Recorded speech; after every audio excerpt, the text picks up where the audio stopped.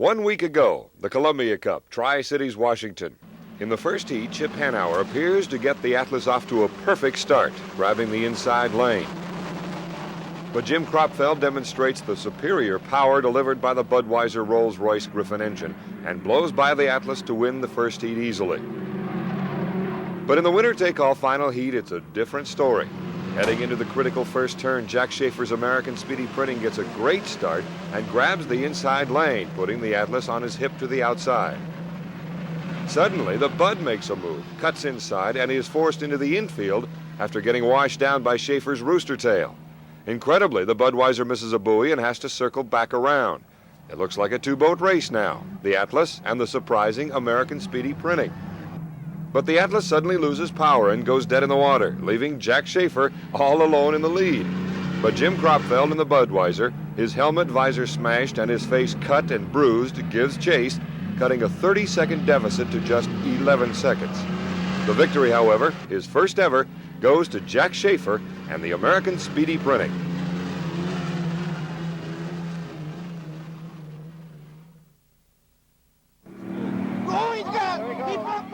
Accidents like the one that took Dean Chenoweth's life in 1982 have accelerated the research on safer racing.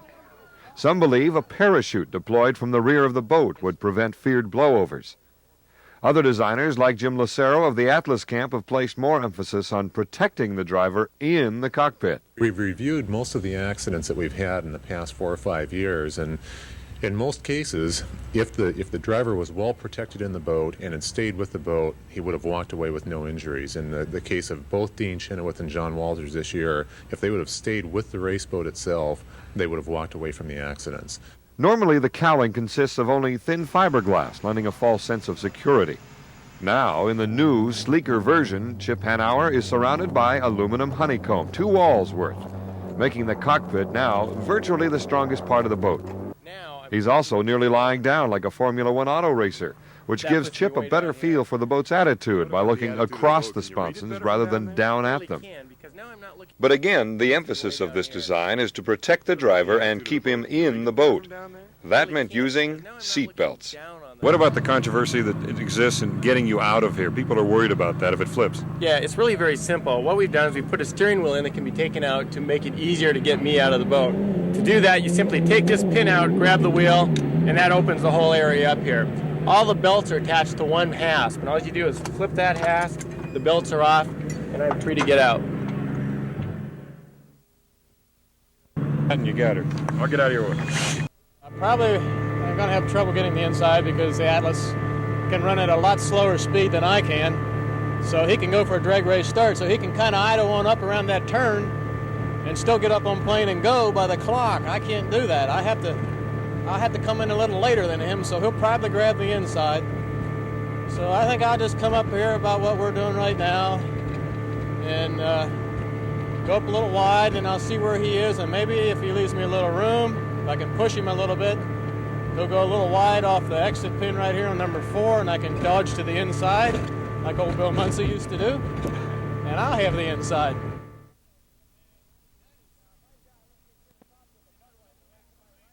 Now, if I've got, let's say, Jim Kropfeld and the Budweiser right to my right here, I see him slowing down, then I'm going to slow down with him. And I'm not going to let him duck behind me there. And if he wants to even stop the boat, I'll stop with him. And then what he'll do is try and get me slowed down, and then he'll jump on it, and then I'll jump on it with him. And what I'm trying to do is protect this area, not let him in here, and I'll just keep fencing him off. And if I can now, if I've got him to my right, or Earl Hall or somebody, as I come to the exit pin of the corner where we're just about now, and I've got room, then I'll start pushing. And I'll try and push him out as far as I can, and push and push and push, and then I'll make my decision, go for the start, get on the gas, and hopefully hit the start right on the button.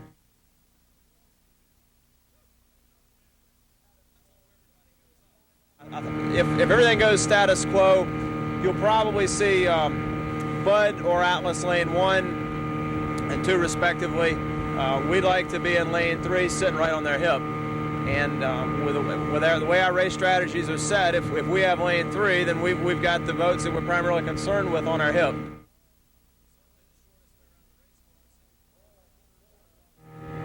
Squire, I think Earl, he'll want to be on the outside. He'll want to get her up and get her going. he'll stay out of that mess. I think all you're going to see is Chip and Jim trying to fight for the inside lane all the time. So I think you'll find Earl and I will be out there trying to find another lane and hoping them guys are playing like they did the Lake of the Ozarks. We'll just fly right on by. These are 50-pound bottles. One of them is Gary Steele. He tackles the delicate job of handling the fuel and nitrous oxide for the Atlas van lines. I've been racing, my family's been racing and so forth all my life, and it's always been there. And sometimes you think about it, you're driving down the road to the next race and you're thinking, God, this isn't fun anymore, you know? But then again, when it's all over and you're sitting there relaxing, you're thinking, only the good times. You only think of the good times. You don't think of the bad times you've had in the past. You always think about the good things that happened. It brings you back every year, and it's a lot of fun. I'm one of the volunteers of the Squire crew. I really enjoy hydro racing, and that's why I volunteer my time and my effort towards this club. I think we've got a good club and have a pretty good chance of winning. What about the atmosphere, the lifestyle, always on the road, things like that? Well, that can get tough, but I enjoy it. I like to travel. I like to see this country, so it kind of satisfies me for a couple months out of the year, and then it's back home, back to the grind. Another is George Vanover of the Island Security Systems.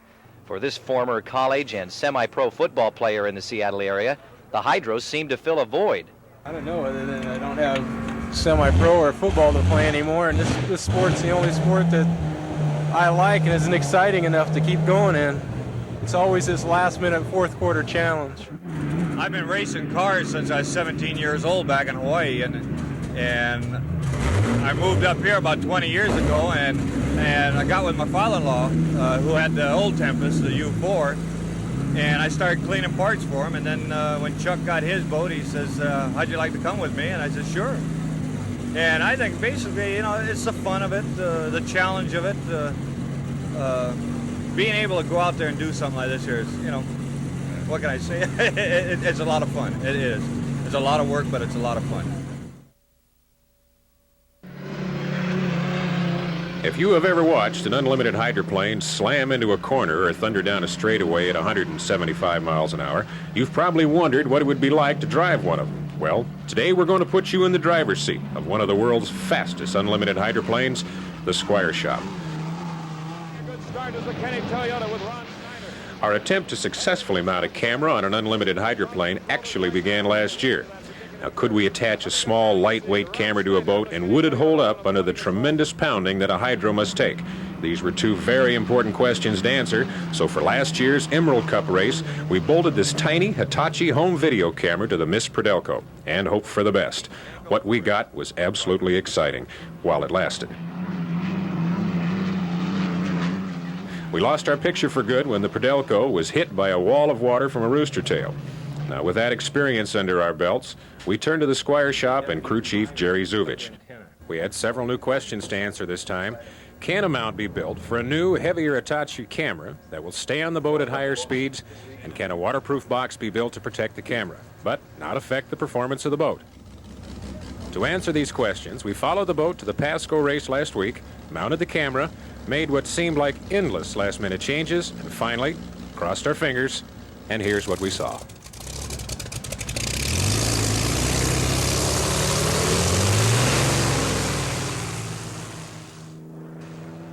This is the view as I see it from the seat.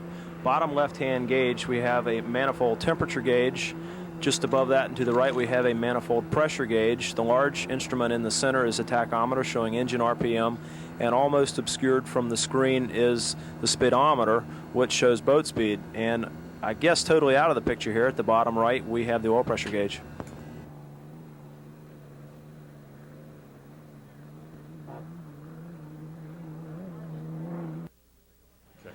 Normally, when you and I think about hydroplane racing, we think about the big boats, the power boats, the Budweisers, and the Atlas van lines. These are the Cadillacs of hydroplane racing. But let's face it, folks, there aren't that many Cadillacs. Start on doing the ones on top. There's another extreme in hydro racing, the teams that have little money, old equipment, but are loaded with desire and love for the business. This is the Island Security Systems hydroplane. This crew has been trying for 4 years to just qualify. Not race, qualify. have absolutely no doubt in my mind that we're going to get Seth Landau, the boat sponsor, joined the team this year. Again, not a lot of money, but a shot in the arm. And he knows what this crew has been through. Well, that's really true, Don. You know, it's kind of a funny situation when you don't have a lot of money and you're struggling along. I mean, we spend a lot of nights up working and dreaming while the other guys are in bed dreaming. But we honestly have, in my opinion, as fine a crew as anybody else has. We've got young guys that have a lot of experience at this, that have worked together for those 4 years, and we're right there now. I mean, I actually feel that the kind of experience that they've gotten is the school of hard knocks, and I don't think you can get a better education than that. Last week at Tri-Cities, driver Mitch Evans, the son of the late Norm Evans, who also drove this boat, missed qualifying by less than 1 mile per hour. But to even reach that plateau, it meant working until 2:30 in the morning repairing their engines. Owner Rick Bowles knows that's what it takes. Right, it's just a lot of hours, you know. I always tell my crew, I say, you know, we don't have any money, but we've got the same amount of hours everybody else does, so at least work at it, you know. On Thursday afternoon, the first day of qualifying in Seattle, Mitch was ready to try again. Last year in Seattle, they ran a lap of 98 miles per hour. For the 83 race, the qualifying speed has been lowered to 95. That's all they had to do, one lap at 95.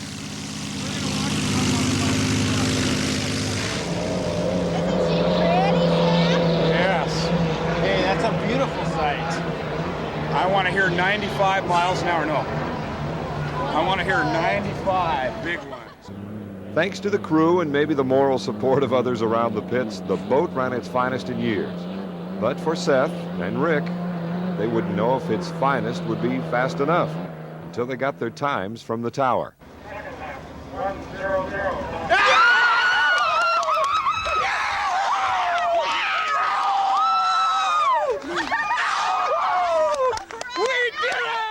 After 4 years of scrapping together, after 4 years of working long hours into the night, and after who knows how many of those hours were volunteered labor, the Island Security Systems earned the right to race.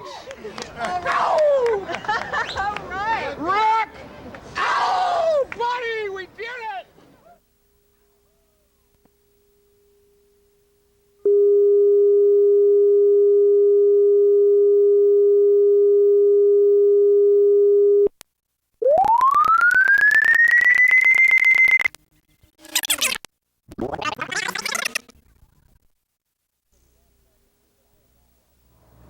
Don, this may be Ron Snyder's suit, but I am not Ron Snyder. But what we thought we'd do is give you an indication of exactly what the drivers are wearing when they're out there racing. Ron Snyder of the Frank Kenny Toyota is with us, and this is your suit. This is the first thing you put on. What exactly is it? It's quite thin. Well, it's a Nomex uniform, and it's about a 6-second fire. It's got 6 seconds you get out of a hot fire with it before it actually burns through it. But also with that's not a long time. Well, to save a little time here, the reason I wear this one over the light one or the heavier one I wear on Sunday, I wear Nomex underwear underneath this. Which, of course, I'm not wearing today, right, just for of course you demonstration don't have that on. Okay, so this is the 6-second. You wear the 12-second when you're actually racing on Sunday. During competition, I put the heavier suit on. Okay, what is next after this? Well, we go to a pair of breeches back here that'll save you if you slip them on under and wear them under your jacket, and that saves you from getting an Inimo out there at about 170 miles an hour. When you're moving pretty fast. When you're moving pretty fast. Okay, these go right on over what we've got here. Just step right into it. Okay. Okay, what is the reason for this anyway, this particular? Well, this is in case you go out of the boat at, say, 170 mile an hour water pressure at that point and that speed. The water is really actually harder than concrete. So this is to help save you. That's why we call it There's a lot of padding in here, too, isn't there? Yeah. Okay, what's next? Well, then we go to the heavy stuff. This is a life jacket. It's kind of manufactured for everybody's different weight, so it's supposed to float you when you get in the water. It's automatically push your head back. That's the collar. And the parachute on the back, if you go out, that's supposed to slow your momentum down and hit the water feet first. Now, how much does this thing weigh? Because well, you're talking about 45 to 50 pounds by the time you get all this stuff on. Okay, and where do we attach this thing here? Well, it's like everything else. It's got a nice zipper in it right here. Okay. Buckle up front.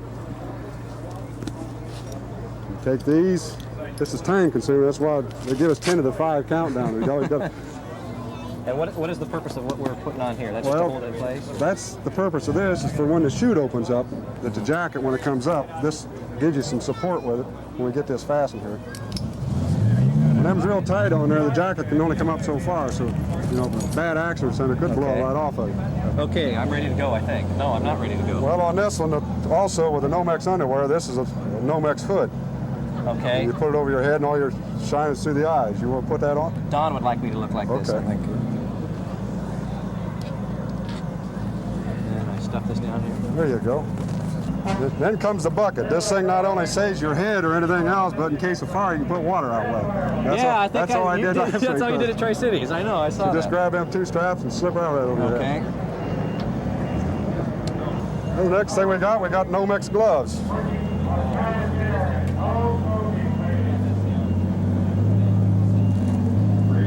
Okay. Then last but not least, that every driver's got to have, most of us, we wear one and one in the boat. This is a stopwatch. Maybe the most important part of this, isn't it? And then I wear it strapped on the wrists as such. See, it's a lot easier doing this on myself instead of trying to put it on somebody else. There we go. Now you're all set, go racing. Okay. You want to take it to first heat? Yeah. Don, back to you.